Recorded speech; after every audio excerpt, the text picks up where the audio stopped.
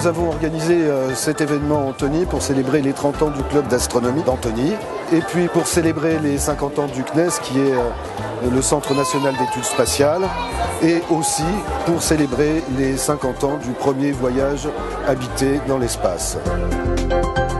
Le CNES nous a permis d'obtenir toutes ces maquettes et ainsi que toutes ces expositions, mais aussi le Spatiobus qui a tourné dans les écoles d'Antony pendant toute la semaine. À ce niveau, à l'intérieur, on a ce qu'on appelle la case à équipement.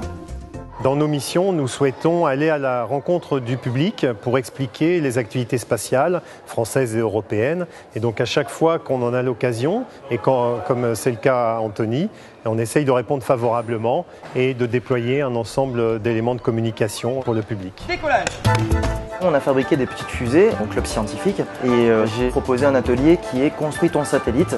Donc le but étant de connaître un petit peu les applications et l'utilité des satellites dans le quotidien de tout le monde, donc des enfants mais également des grands-enfants comme leurs parents qui étaient aussi très intéressés par les ateliers. Il nous explique ce que c'est que l'espace et à quoi sert un satellite. En plus on était en groupe, on pouvait échanger de ce qu'on pensait et tout ça, alors c'était amusant. Tout est bien.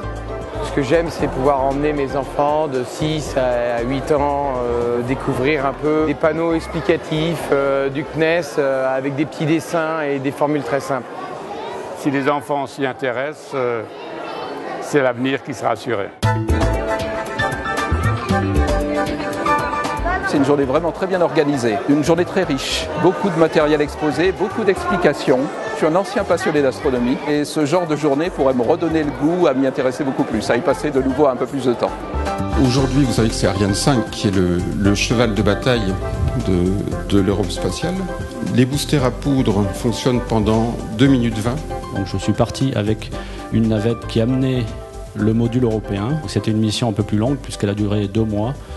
Moi, je suis venu apporter ma contribution en tant que voyageur spatial à une soirée sur le thème de l'espace. Et je crois que c'est quelque chose qui est important parce que lorsqu'on parle de l'espace, je crois que le public et les enfants en particulier sont sensibles au fait que l'espace peut être aussi exploité ou exploré par des êtres humains. Je m'attendais plutôt à des questions de la part des adultes. En fait, c'est vraiment les enfants qui vont profiter de la conférence, quoi.